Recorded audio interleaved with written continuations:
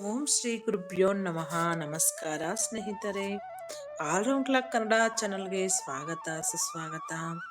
ಇವತ್ತಿನ ವಿಡಿಯೋದಲ್ಲಿ ಹನುಮಾನ್ ಚಾಲೀಸವನ್ನು ನಿಯಮಾನುಸಾರ ಪಠಿಸಿದರೆ ಮಾತ್ರ ಅದರಿಂದ ನಮಗೆ ಪ್ರಯೋಜನಗಳು ದೊರೆಯುವುದು. ಹನುಮಾನ್ ಚಾಲೀಸದ ಪಠಣದಿಂದ ನಮಗೆ ಮೀರಿದಷ್ಟು ಪ್ರಯೋಜನಗಳಿವೆ. ಹನುಮಾನ್ ಚಾಲೀಸವನ್ನು ನಾವು ಯಾವ ಸಮಯದಲ್ಲಿ ಪಠಿಸಬೇಕು? ಹನುಮಾನ್ ಚಾಲೀಸವನ್ನು ನಾವು ಈ 3 ಸಮಯದಲ್ಲಿ ಪಠಿಸಬೇಕಾಗುತ್ತದೆ. ಯಾವುದು ಆ ಸಮಯ ಅಂತ ವಿಡಿಯೋ ಪೂರ್ತಿ ನೋಡಿ. ನಿಮಗೆ ಇಷ್ಟ ಆದರೆ ಶೇರ್ ಮಾಡಿ. ಹೊಸದಾಗಿ ನಮ್ಮ ಚಾನಲ್ ನೋಡ್ತಾ ಇದ್ರೆ ಖಂಡಿತ ಸಪೋರ್ಟ್ ಮಾಡಿ, ಸಬ್ಸ್ಕ್ರೈಬ್ ಮಾಡ್ಕೊಳ್ಳಿ. ದಿನದ ಈ 3 ಸಮಯದಲ್ಲಿ ಹನುಮಾನ್ ಚಾಲೀಸ ಪಠಿಸಿದರೆ ನಮಗೆ 2ರಷ್ಟು ಲಾಭ ಸಿಗುತ್ತೆ. ಇವತ್ತಿನ ವಿಡಿಯೋದಲ್ಲಿ ಹೈಲೈಟ್ಸ್ ಏನಂದ್ರೆ, ಯಾವ 3 ಸಮಯದಲ್ಲಿ ಹನುಮಾನ್ ಚಾಲೀಸ ಪಠಿಸಬೇಕು, 2ನೇದು ಹನುಮಾನ್ ಚಾಲೀಸ ಪಠಿಸುವ ಸಮಯ, 3ನೇದು ಹನುಮಾನ್ ಚಾಲೀಸದ ನಿಯಮಗಳು. ಹನುಮಾನ್ ಚಾಲೀಸವು ಆಂಜನೇಯ ಸ್ವಾಮಿಗೆ ಸಮರ್ಪಿತವಾದ ಪವಿತ್ರ ಸ್ತೋತ್ರವಾಗಿದೆ. 40 ಸಾಲುಗಳ ಈ ಹನುಮಾನ್ ಚಾಲೀಸವನ್ನು ಪಠಿಸುವುದರಿಂದ ಆಧ್ಯಾತ್ಮಿಕ ಬೆಳವಣಿಗೆಯಾಗುವುದು, ಅಡೆತಡೆಗಳು ನಿವಾರಣೆಯಾಗುವುದು. ತುಳಸಿದಾಸರು ರಚಿಸಿರುವ ಈ ಹನುಮಾನ್ ಚಾಲೀಸವು ಆತನ ಭಕ್ತಿ ಮತ್ತು ಶಕ್ತಿಗೆ ಸಮರ್ಪಿತವಾಗಿದೆ. ಮಂಗಳಕರ ಸಮಯದಲ್ಲಿ ಹನುಮಾನ್ ಚಾಲೀಸವನ್ನು ಪಠಿಸುವುದರಿಂದ ಆಂಜನೇಯನ ಅಪರಿಮಿತ ಆಶೀರ್ವಾದವು ನಮಗೆ ಮಾರ್ಗದರ್ಶಿಯಾಗುತ್ತದೆ. ಉತ್ತಮವಾದ ಈ ಹನುಮಾನ್ ಚಾಲೀಸವನ್ನು ಪಠಿಸಲು 3 ಸಮಯವನ್ನು ಹೇಳಿತ್ತು. ಈ 3 ಸಮಯದಲ್ಲಿ ಹನುಮಾನ್ ಚಾಲೀಸವನ್ನು ಓದುವುದರಿಂದ ನಮ್ಮಲ್ಲಿನ ಭಯ, ನಕಾರಾತ್ಮಕತೆ ಮತ್ತು ಆತಂಕವು ದೂರವಾಗುತ್ತದೆ.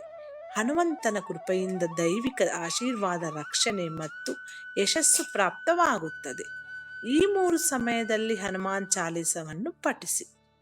ಮೊದಲನೆಯದು ಸೂರ್ಯೋದಯದ ಸಮಯ. ನಮ್ಮ ಪ್ರತಿಯೊಂದು ದಿನವೂ ಸೂರ್ಯೋದಯದಿಂದ ಪ್ರಾರಂಭವಾಗುತ್ತದೆ. ನಿಮ್ಮ ದಿನದ ಆರಂಭವನ್ನು ಸೂರ್ಯೋದಯದಲ್ಲಿ ಹನುಮಾನ್ ಚಾಲೀಸ ಪಠಿಸುವುದರಿಂದ ಪ್ರಾರಂಭವಾಗುತ್ತದೆ. ಸೂರ್ಯೋದಯದ ಸಮಯವನ್ನು ಹನುಮಾನ್ ಚಾಲೀಸ ಪಠಿಸಲು ಮಂಗಲಕರ ಸಮಯವೆಂದು ಹೇಳಲಾಗುತ್ತದೆ. ಹೊಸ ದಿನದ ಆರಂಭವು ದೈವಿಕ ಆಶೀರ್ವಾದದೊಂದಿಗೆ ಆರಂಭವಾಗಬೇಕೆಂದು ನೀವು ಬಯಸಿದರೆ ಸೂರ್ಯೋದಯವಾಗುತ್ತಿದ್ದಂತೆ ಭಕ್ತಿ ಮತ್ತು ಪ್ರಾಮಾಣಿಕತೆಯಿಂದ ಹನುಮಾನ್ ಚಾಲೀಸವನ್ನು ಪಠಿಸಿ.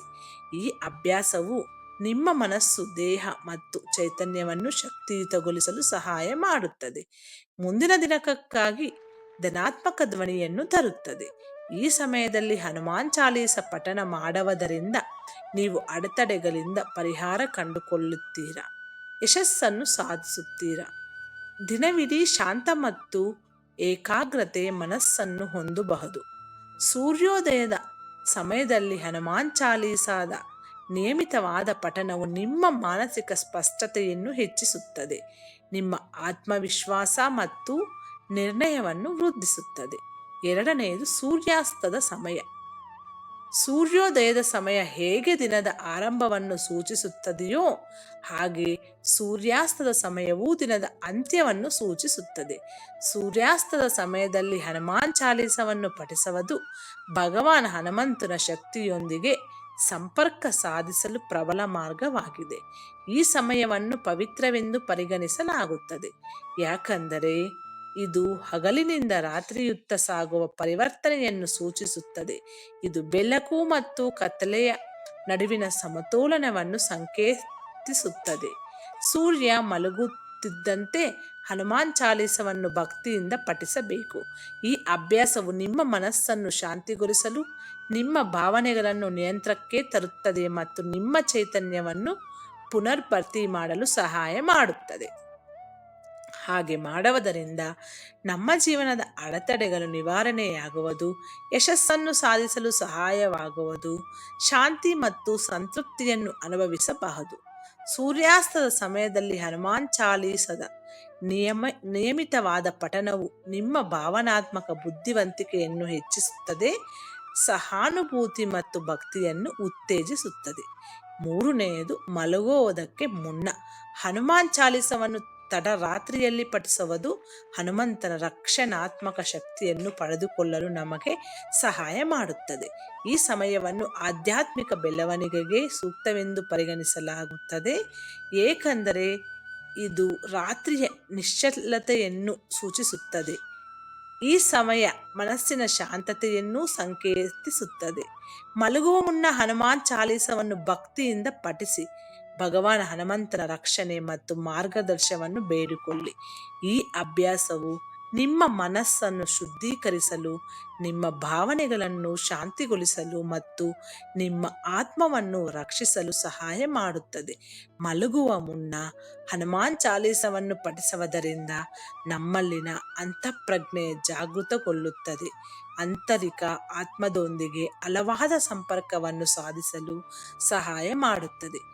ಈ ಮೂರು ಸಮಯದಲ್ಲಿ ನಾವು ಹನುಮಾನ್ ಚಾಲೀಸವನ್ನು ನಿರಂತರವಾಗಿ ಪಠಿಸುವುದರಿಂದ ನಮ್ಮ ಜೀವನದ ಅಡೆತಡೆಗಳೆಲ್ಲ ದೂರವಾಗುತ್ತವೆ. ಈ ವಿಡಿಯೋದಲ್ಲಿರುವ ಎಲ್ಲ ಅಂಶಗಳು ನಿಮ್ಮ ಸ್ವಂತ ವಿವೇಚನೆ ಬಳಸಿ ನಿರ್ಧಾರಗಳೆಲ್ಲ ತೆಗೆದುಕೊಳ್ಳಿ. ಜೀವನದಲ್ಲಿ ಯಶಸ್ಸಿನ ಮಾರ್ಗವು ಸರಳವೆನಿಸಿಕೊಳ್ಳುವುದು ರಕ್ಷಣೆ ಮತ್ತು ಆರೋಗ್ಯವನ್ನು ಹೊಂದಬಹುದು. ಈ ವಿಡಿಯೋ ನಿಮಗೆ ಉಪಯೋಗಕರ ಆಗುತ್ತೆ ಅನ್ಕೊತಾ ಇದ್ದೀನಿ. ನಿಮಗೆ ಉಪಯೋಗಕರ ಅನಿಸಿದರೆ ಖಂಡಿತ ಶೇರ್ ಮಾಡಿ. ಮುಂದಿನ ವಿಡಿಯೋದಲ್ಲಿ ಸಿಗೋಣ. ಅಲ್ಲಿವರೆಗೂ ಧನ್ಯವಾದಗಳು.